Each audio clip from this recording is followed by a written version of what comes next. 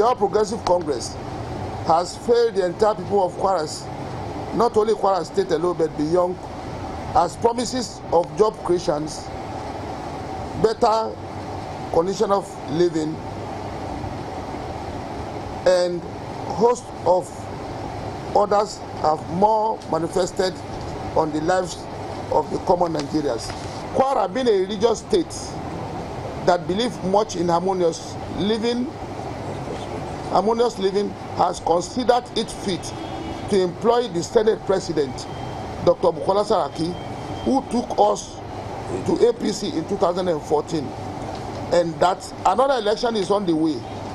If the ruling party refused to redeem its promises during the campaign, we, the three senatorial chairmen, plead with Dr. Bukola Saraki to please take us to a formidable party that will address the plight of the people of Kwara State.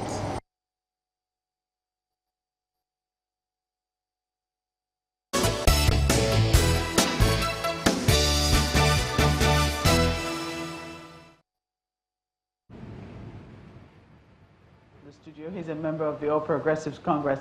The last track that was played there before he came back to us was that of the APC chairman in the 3 senatorial districts in Kwara State, pleading that the Senate President take them out of the APC if the APC doesn't fulfill its promises. They say that the APC hasn't fulfilled its promises yet. And that's how a lot of Nigerians feel. They believe that majority of the promises that the All Progressives Congress made to the people, it's yet to fulfill. Well, maybe I shouldn't say majority, but at least some Nigerians feel that way. We've not done a poll to know, just how people feel about it. But some people believe that they've delivered short on the change that they promised the people in 2015. How do you feel about that? You see, I won't blame people. People want it fast.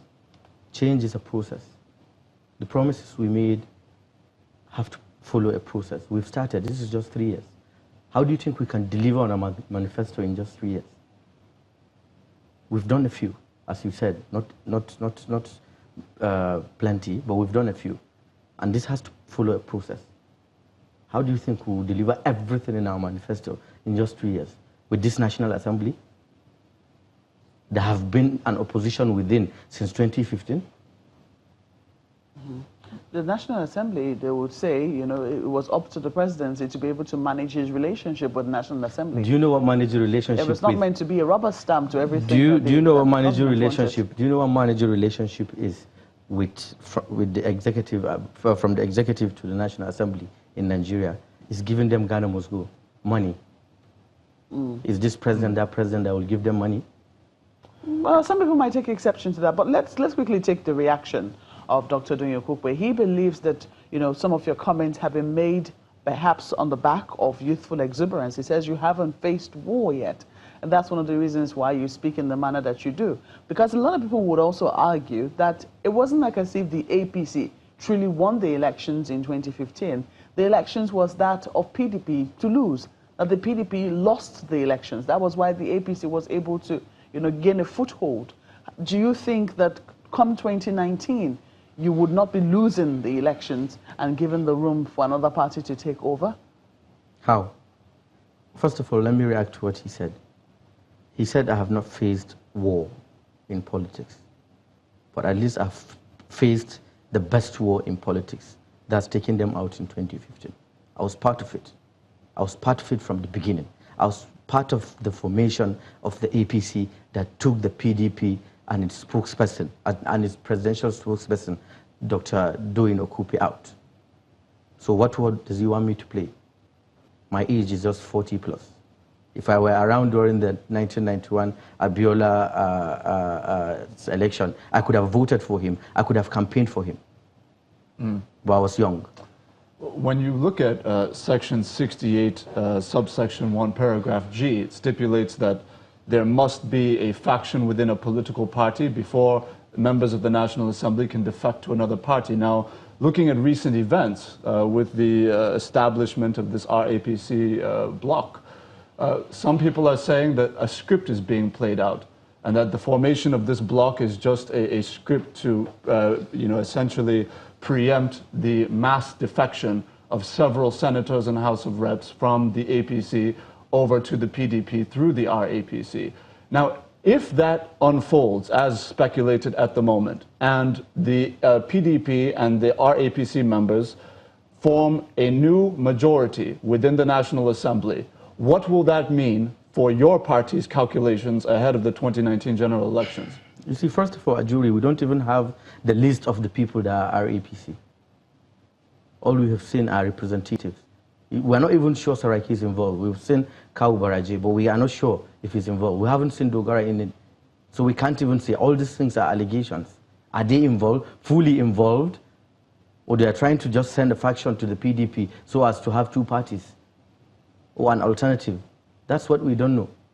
But you've said they should go. But I assure you, I assure you, none of any of these defections will affect President Muhammadu Buhari's re-election in 2020. Even if they succeed in forming a new majority? Yes.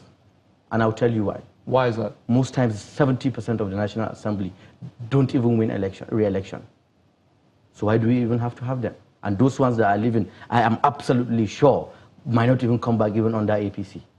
So in your view, it was more the party, your party, that won the election as opposed to the members that won on the platform of the party? Come again? According to what you're saying now, if I understand you correctly, in your view, the members of the National Assembly that were elected on the platform of the APC, it's more about the people electing the APC as a party as opposed to the members. Absolutely. The people voted for a lot of them in that assembly because they wanted to vote for Buhari.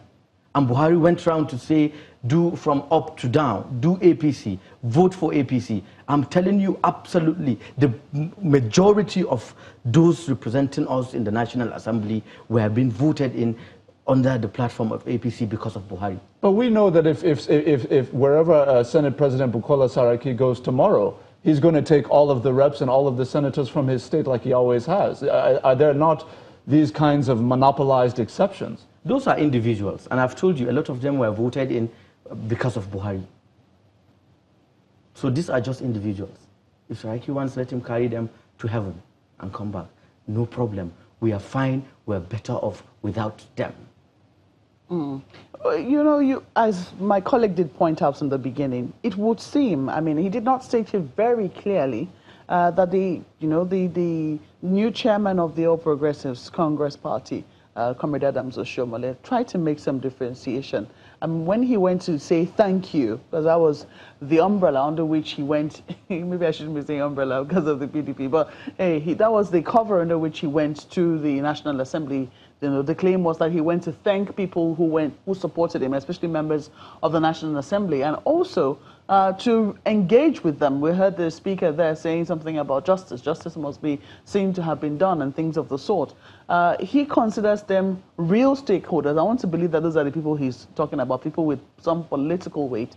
It would seem that you are not differentiating at all, you know, in terms of people who have the ability to be able to mobilize resources and also bring in people to the party.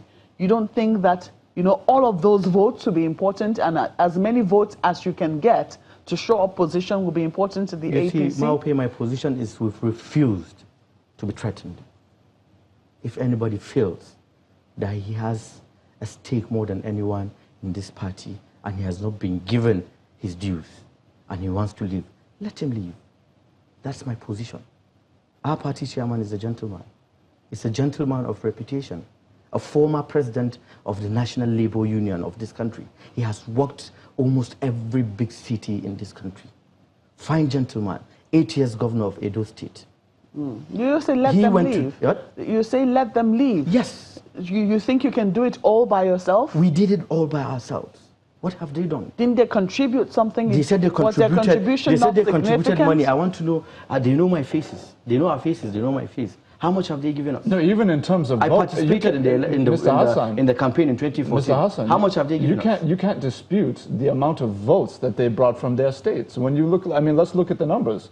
Former Governor Kwang Kwaso alone brought 2 million votes to the president, almost, you know, in relative terms, almost to nothing to former President Goodluck Jonathan during that election. I've told you how that 2 million came about.